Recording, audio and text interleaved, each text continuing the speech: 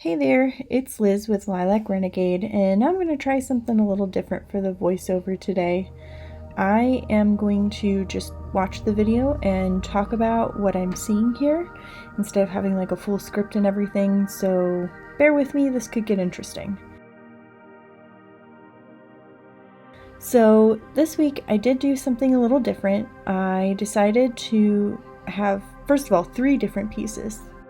And they're going to be like watercolor or ink washes with like a Procreate design over top of them. And I love doing this kind of thing. I wish I did it more often.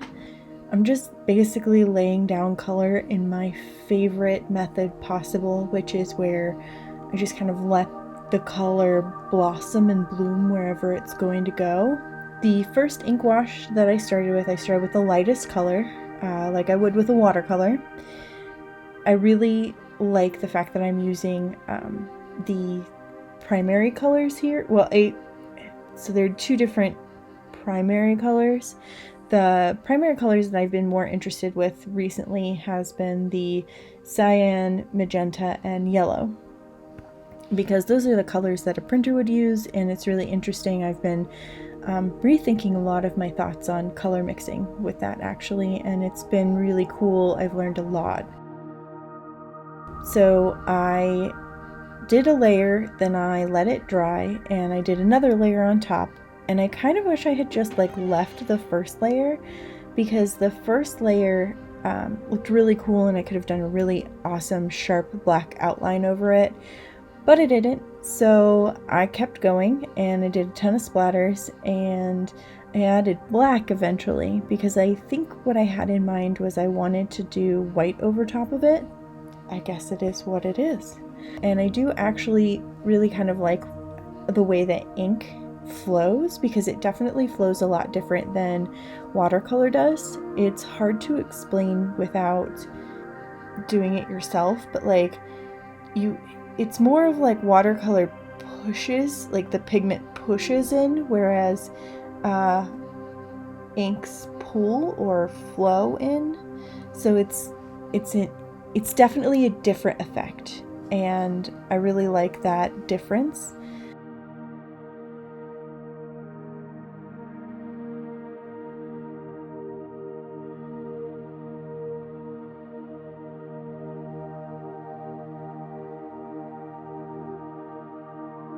So here we see the finished wash without any doodling over top of it.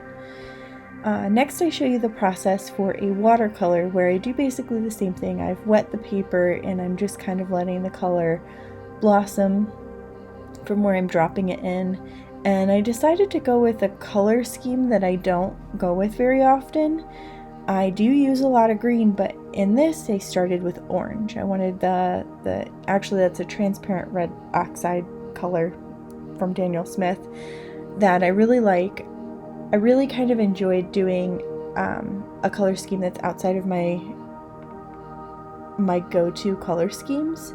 Normally when I do color schemes, I really love my blues and my purples and my cool colors. Teal and purple and green are like my favorite colors on the planet. So starting with orange and this warmer yellowy sort of palette was really a challenge, and it was one that I enjoyed, and it definitely helps to add a little bit of variety. I do think that sometimes I get stuck in like colorways, like familiar colorways, and I wish that I could kind of force myself to branch out a little bit more, and this is one way that I did that.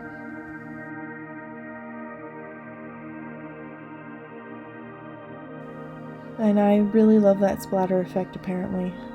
Oh my goodness, so much splatter.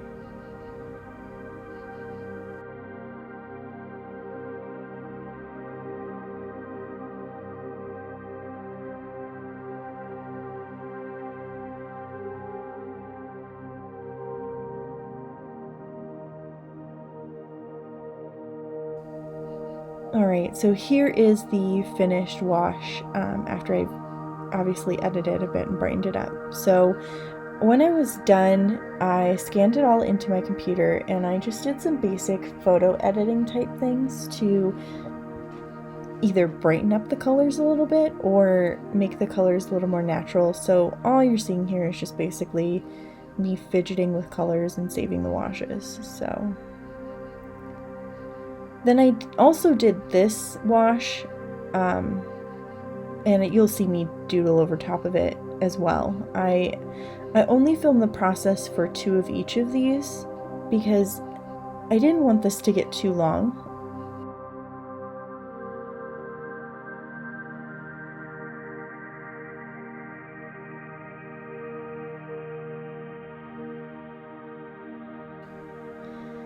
Now, it did take me some time to actually land on this whole flower idea.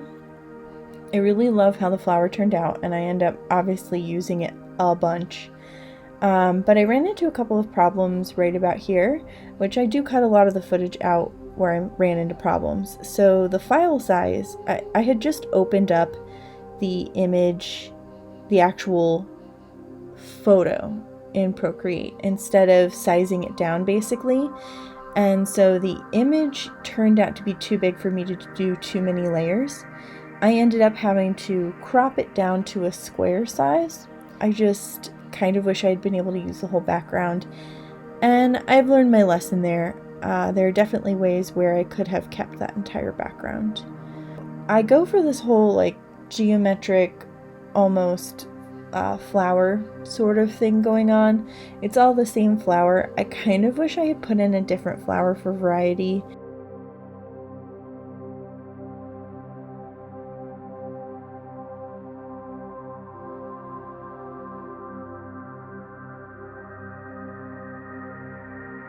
And you can just see me here like struggling with it. I'm not sure what to do next.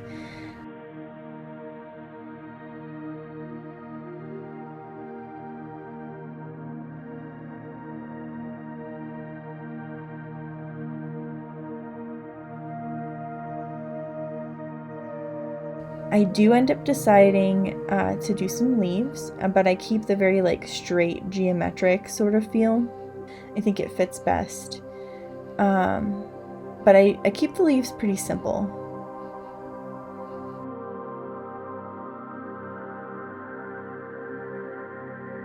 And then you can see the whole drawing process up in the top right hand corner. Procreate records each change you make when you're drawing in it, and so I thought it would be really cool to include that. And then here's the finished piece. This one I didn't actually record like on my overhead camera because I just thought it would be way too much footage. But I do include here the Procreate versions of what I do, and so I'm doing vines with leaves, and I do one set of vines at a time, and I literally picked colors out of the background. I do wish that that top light color had been a little lighter.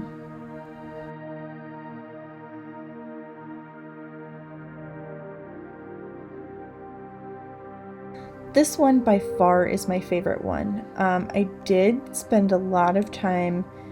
I knew that I wanted waves for this. I knew that I wanted oceans for this background.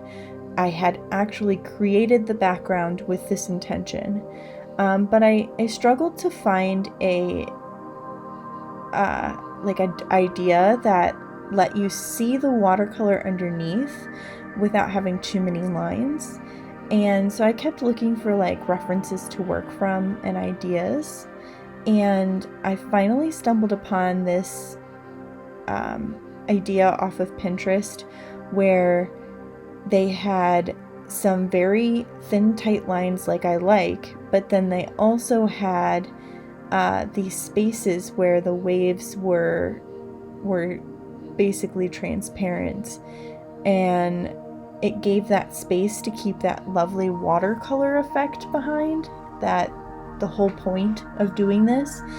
And I really, really like these really clean lines that are on top of this watercolor. I think it's just a gorgeous juxtaposition. So this is by far my favorite one. I definitely take the idea of this particular doodle and I make it my own. And this could be inspired by the fact that I've been watching a bunch of like Shark Week videos lately. I don't know why that's been the thing I want to watch, but I'm running out of TV. I need suggestions, you guys. And shark videos are just gonna make me scared of swimming. I don't know why. It's not like there are sharks in Ohio. Like, I don't know what's wrong with me. Anyway, but I do include on the side, just like with the other ones, the entire drawing process over there, so you can see it. And then here in a second, we're going to see the finished product.